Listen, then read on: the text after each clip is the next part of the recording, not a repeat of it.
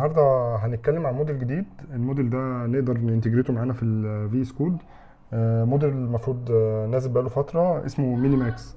الموديل ده محقق المفروض في الاناليتكس بتاعته، في الاناليسيز اللي نازل بيه محقق يعني ارقام عاليه، يعني كومبيرد مع كلود سونيت في الانتليجنس، قريب منه، اعلى من ديب سيك في السرعة، أسرع بكتير من ديب سيك، ومقارنة بكلود يعتبر أعلى بمرحلة حلوة يعني.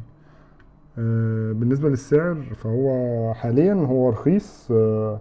هو حاليا ببلاش، مفروض في خلال أسبوعين، يعني على آخر الأخبار اللي كانت نازلة على ريدت إن هو في خلال أسبوعين بالظبط، يعني من أسبوع لأسبوعين هينزلوا تسعيرة.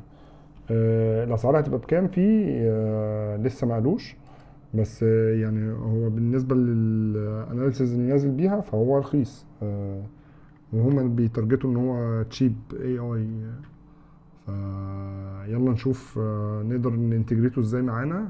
المرة اللي فاتت اتكلمنا على موديول او فيس كود تول اسمها كومبوننت هنا اسمها، او اكستنشن اسمها روكود. روكود لسه منزله المفروض السبورت ليها. لو جينا هنا دوسنا اد بروفايل، نكتب مثلا ديمو، ده بروفايل جديد، نختار هنا ميني ماكس،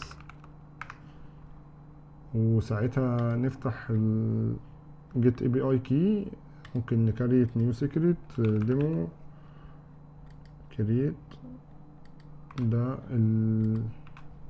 الاي بي اي، واختار من هنا الموديول بتاعي.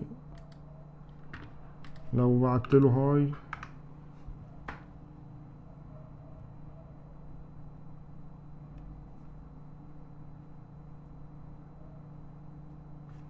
هو رد بسرعة، بس هو ده الموديول ده سينكينج موديول، فهو رد بسرعة، بس عشان انا مظبط حاجة اسمها ميموري بانك فهو محتاج ان هو يقرا الحاجات اللي ليها علاقة بالميموري بانك.